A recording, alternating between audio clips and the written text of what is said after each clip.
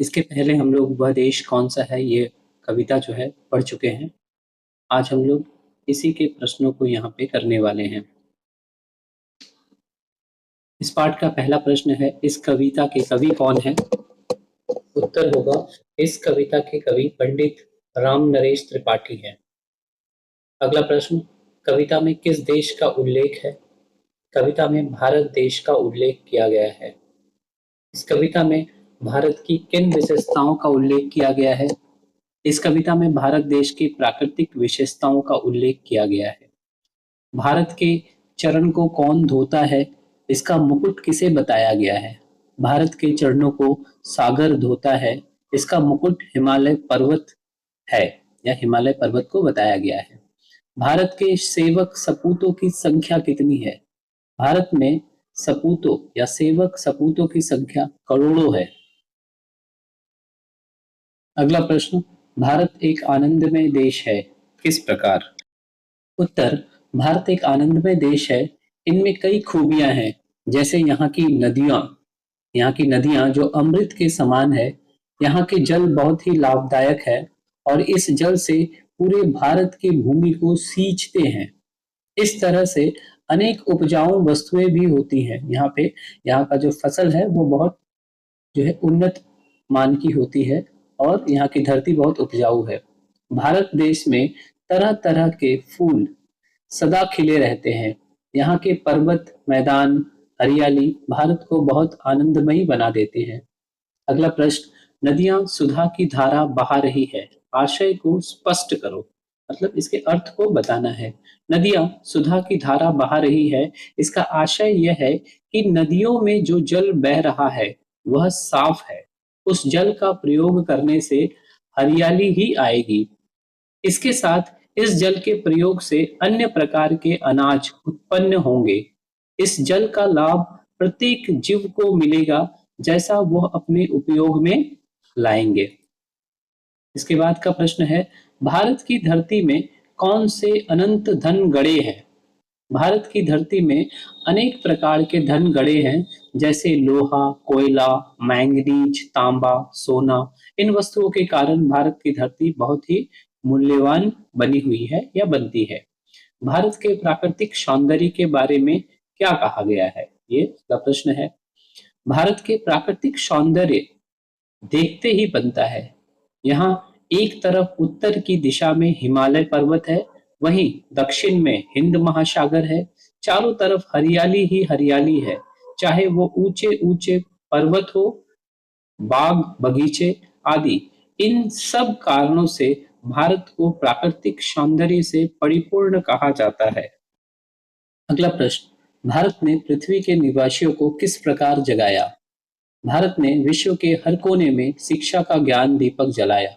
जिस समय विश्व का अधिकतर भाग अशिक्षित था, उस समय भारत के लोग रामायण, महाभारत और वेद की शिक्षा ग्रहण कर रहे थे।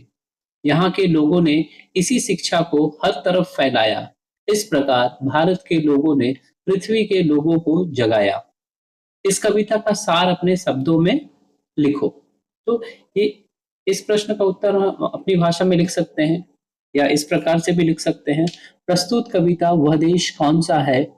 और इस कविता को पंडित राम नरेश त्रिपाठी ने लिखा है। इस कविता में त्रिपाठी जी ने देश की प्राकृतिक सुंदरता, यहाँ की सांस्कृतिक और इसके साथ साथ यहाँ के लोगों की न्यायप्रियता का खूब बखान किया है। कवि ने भारत देश का गुणगान करते हुए कहा है कि यह देश महान है, इसकी जितनी भी प्रशंसा की जाए वह कम है। कवि कहते हैं कि जिसका चरण खुद सागर पखारता है अर्थात धोता हो, उस देश के बारे में क्या बताना। जहां हिमालय पर्वत उसका मुकुट बनता हो, जहां का जल जो स्वच्छ और अमृत के समान हो, वह देश कितना महान होगा। यहाँ की हरियाली सदा एक जैसी रहती है और एक अनुपम सुंदरता का एहसास कराती है। यहाँ के फूल जो तरह तरह के बहुत सुंदर होते हैं। यहाँ स्वयं माँ अन्नपूर्णा अनाज का भंडार अपने हाथों धरती पर फैलाने लगती है। वह देश महान है, सर्वप्रथम यहाँ के लोगों ने शिक्षा प्राप्त किया था और पूरी दुनिया के लोगों को शिक्षित किया था। इस देश में सर्वप्रथम वेद की रचना हुई थी। इसी देश से सबसे पहले सभ्यता का विकास हुआ। यहाँ के लोगों का जीवन दूसरों की भलाई और मानव सेवा में लगा दिया। यहाँ के लोगों का उद्देश्य जीवन में त्याग ही है। अयोध्या के राजा दशरथ के पुत्र राम ने पिता के एक आदेश पर अपना राज्य छोड़ दिया और 14 वर्ष का वनवास जीवन जिया। उनके साथ सीता और भाई लक्ष्मण भी राम के साथ वन चले गए। कवि कहते हैं, यहाँ की हर वस्तु, हर जगह, हर कहानी का कोई मोल नहीं। यह अमूल्य है। इसकी जितनी भी प्रशंसा की जाए वह कम होगी। इसलिए यह देश महान देश है। अगला प्रश्न, तुमको भारत की क्या-क्या चीजें लुभाती है? भारत एक महान देश है क्योंकि यहाँ की प्रत्येक वस्तु मुझे लुभाती है। यहाँ की पवित्र जल जो तन और मन को शुद्ध कर देती है। यहाँ की हरियाली जो धरती से लेकर पहाड़ों तक रहती है, जो एक प्राकृतिक शोभा देती है। यहाँ के पुष्प जो तरह-तरह के होते हैं, जो सुगंध देते हैं और पूरे वातावरण को आनंदमय कर देते हैं। यहाँ राम जैसे पुरुष जो अपने पिता के आदेश के अनुसार राजपाट त्याग देते हैं। उनके भाई लक्ष्मण जो भाई का साथ नहीं छोड़ता, वहीं दूसरी ओर सीता जो पति सेवा के लिए उनका साथ नहीं छोड़ती। यहाँ एक तरफ राम का आदर्श, लक्ष्मण का त्याग हर कोने में देखने को मिलता है। भारत का इतिहास, सभ्यता और संस्कार इस देश को और महान बनाता है। भारत देश की जितनी भी प्रशंसा की जाए वह कम है। अगले प्रश्न, कविता की निम्नलिखित पंक्तियों का सरल अर्थ लिखो। यहाँ पे कविता की 4 लाइनें दी हुई हैं। जिसके चरण निरंतर रत्नेश धो रहा है, जिसका मुकुट हिमालय वह देश कौन सा है, नदियां जहां सुधा की धारा बहा रही है, सींचा हुआ सलोना वह देश कौन सा है। इस पंक्ति का आशय अगर हम स्पष्ट करते हैं तो इस प्रकार लिख सकते हैं। प्रस्तुत पंक्तियों में कवि पंडित त्रिपाठी जी हैं। उन्होंने यह प्रश्न किया है कि वह देश कौन सा है जिसका पांव सदा सागर पखारता रहता है। वह देश कौन सा है जिसका मुकुट स्वयं हिमालय है, जहां हर समय मीठे जल की प्राप्ति होती रहती है और इस कारण पूरे स्थान में हरियाली दिखती है। पंडित त्रिपाठी जी आश्चर्य से इन सब घटनाओं को देख रहे हैं और प्रश्न कर रहे हैं, बताओ वह देश कौन सा है। उनके मन में यही सवाल बार बार उठ रहा है कि जब प्रकृति अपना सारा प्यार आशीर्वाद के रूप में इस धरती को दे रही है, वह देश कौन सा है। तो वह प्यारा देश हमारा भारतवर्ष है। अगला प्रश्न, जिसके सुगंध वाले सुंदर प्रसून प्यारे दिन रात हंस रहे हैं, वह देश कौन सा है। मैदान गिरी वनों में हरियाली लहकती आनंदमय जहां है, वह देश कौन सा है। प्रस्तुत पंक्तियों में कवि यहाँ यह जानना चाहते हैं कि वह देश कौन सा है जहाँ इतने सुंदर फूल खिल रहे हैं जो पूरे वातावरण को आनंदमय बना रहे हैं। यह फूल ऐसे लग रहे हैं जो अपना सर उठाकर अपने को गर्व महसूस कर रहे हैं कि हम धन्य हैं कि इस देश में हम हैं और वहीं दूसरी तरफ हरियाली ही हरियाली है जो एक सुंदर दृश्य प्रस्तुत कर रही है। ऐसा लगता है किसी हरे रंग ने पूरे धरती को अपने में समेट लिया है। यह सब वस्तुओं को देखकर और मन में लालच आ जाता है और मन में जिज्ञासा होती है जानने की वह देश कौन सा है जहां यह सब मौजूद है, अर्थात वह देश भारतवर्ष है, हमारा प्यारा भारतवर्ष।